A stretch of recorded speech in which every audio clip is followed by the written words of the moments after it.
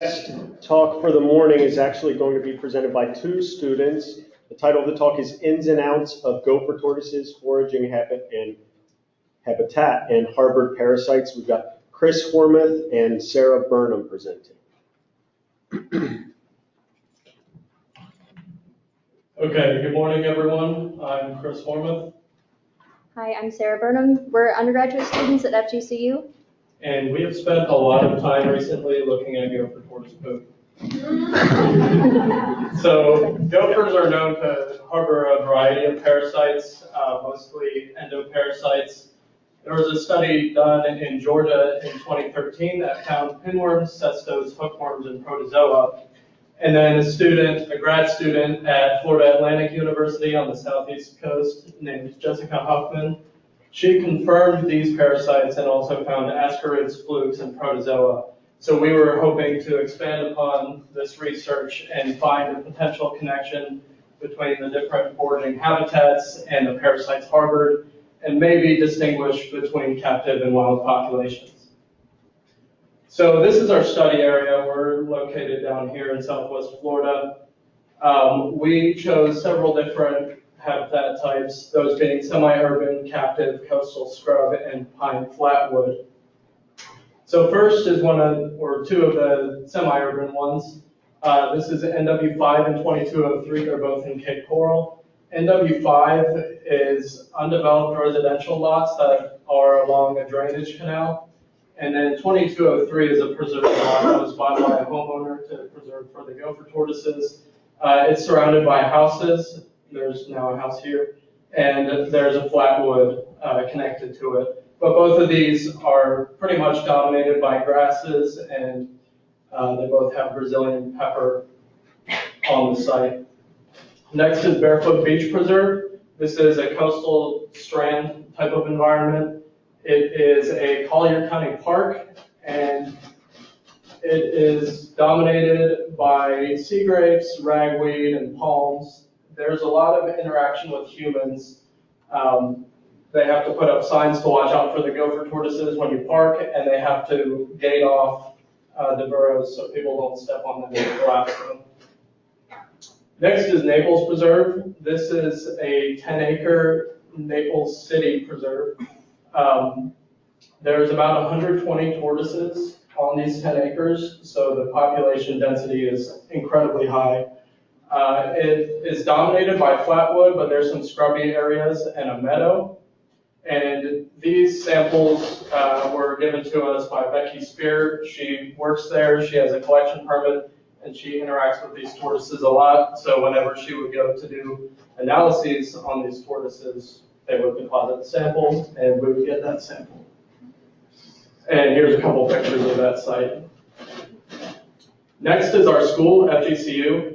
They went to develop recently right here. This is a flatwood with a wetland there. So Johnson Engineering did the relocation effort of the gopher tortoises. They took them to the East Coast, and when they collected, they deposited a sample, and we got that sample. So we were never able to visit this site because it's now a construction site. Next we have CROW. CROW stands for the Center for Rehabilitation of Wildlife, like it says on the slide. It serves as an animal hospital and sanctuary. All the samples that we collected from, they came from non-captive tortoises across Lee County and from various different locations such as Cape Coral, Fort Myers, etc. Next we have the captive populations. The first of which is Everglades Winter Garden. The enclosure here is open to the air. It houses 4 tortoises. Because of this, birds fly into and out of the enclosure, and there's also a fig tree located nearby that occasionally drops figs into the habitat for them to eat, but their normal diet consists of leafy greens and fruits. Next is the Naples Zoo. This enclosure is co-inhabited with 2 gopher tortoises and other reptiles. They are fed primarily a diet of, actually a combination diet of tortoise chow, fresh fruits, fresh vegetables, and the dimensions of the location is 32 feet by 12 feet long, and there's only 2 dens in the location area. So next we have our methods, first being our field methods. So this is primarily at the Barefoot Beach and Cape Coral location where we collected. And essentially we just walked the site near the burrows, and anytime we saw fresh scat, we would pick it up and place it in individual bags so we didn't have cross-contamination between them. And then we returned them to the lab and refrigerated them until we were able to actually analyze them. So we would make an ID card for each sample and then take measurements of it. We would break it apart and do our flotation process, which involved shot glasses, which we would fill about a third of the way with scat, and then fill it up the rest of the way with Fecamed, which is a hypotonic salt solution. We would make this beautiful little slurry here, and then place a microscope slide on top that all the parasites floated onto, and then we were able to analyze it under a microscope. So we made this ID guide for ourselves. These are the 3 types of parasites we were finding most, and we were able to consistently identify. So Heather Walden at the University of Florida was able to help us actually identify them because we had no idea what we were looking at. And we were able to make this guide. And although we call them parasites, we assume most of them are commensals because for the most part, the tortoises aren't sick. And these are in essentially every tortoise, so not every tortoise can be suffering effects from them. And here's our results. So there's a large disparity in samples collected at each site. Naples Preserve and Barefoot made up the majority of the samples because the tortoise density is pretty high at these locations, so it's easy to find scat there. We used total parasites per milliliter because that was the best metric we could use to even the playing field, since there was so much variation in the samples we were able to collect. And then here's the parasite types per milliliter. So you'll see it's dominated by the oxyurids and the strongylids. Ascarids were pretty prevalent, or prevalent in almost all samples, but in very, very low amounts. So you can see there's large variation. Florida Gulf Coast University, this was a wild population and pretty undisturbed, but they had the most parasites by far. Here's the Cape Coral location. These are a few miles from each other, but you can see that there is pretty big variation here. There's a lot more strongylids in the Northwest 5th, which was the one along the drainage canal. And then this is that Lot Preserve. There's a lot more oxyurids in here. Barefoot Beach saw a lot more strongylids than oxyurids. Naples Preserve saw about the same amount.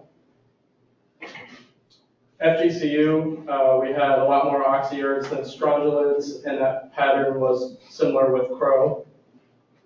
And then Everglades Wonder Gardens, we had a lot more strongylids than oxyurids. And Naples Zoo, there was essentially nothing. So our preliminary conclusions are that oxyurids, strongylids, and ascarids are pretty much in every sample aside from the Naples Zoo ones. The proportions and concentrations vary greatly, and there wasn't too much of a pattern that we could detect. There's a large disparity in the sample sizes, like I showed earlier, so that probably doesn't help. And we're hoping to continue this research to establish more patterns and look at temporal changes.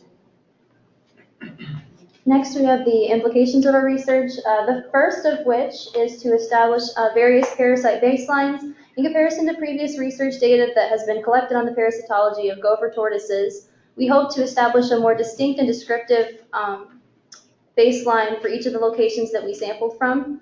Furthermore, our data can provide a distinct baseline for between non-captive and captive populations of these tortoises. The seasonality of these tortoises is also being researched and will be continued throughout next year, specifically spring. Next implication of our research is the possible revision of the management plans. In all the areas we collected scat from, none facilitate control burns, which are obviously to decrease invasive species, parasites naturally found in the environment, and to encourage the growth of forage for the gophers to eat. Our initial hypothesis was that parasite lobe was being directly impacted by the composition and size of the gopher's habitat. However, with further research into the tortoises that were on Florida Gulf Coast University that was later relocated, make us question otherwise. With further research, this might indicate a need for reevaluation of the site's management plans. And then the next steps of our research. This research is being continued through next year. Yeah, this is the wrong slide. Okay, yeah. This research is being continued through next year, which will allow for some more definitive conclusions. We hope to conclude on the seasonality of the gopher tortoise's parasite load and potentially establish a seasonal behavioral diet that could also be affecting the parasite burden. We will implement the use of sedimentation in addition to fecal flotation to increase the effectiveness of our parasite analyses, and we have started also to wash the samples to better identify the types of plants that the tortoises are ingesting. Other FGCU students, including myself, have already begun to continue this research, which will also begin again in the spring of 2019. And that was a picture of me and my research team. So lastly, we just need to thank these people and organizations that made this possible, from funding to samples provided to access to land. They really made this research possible.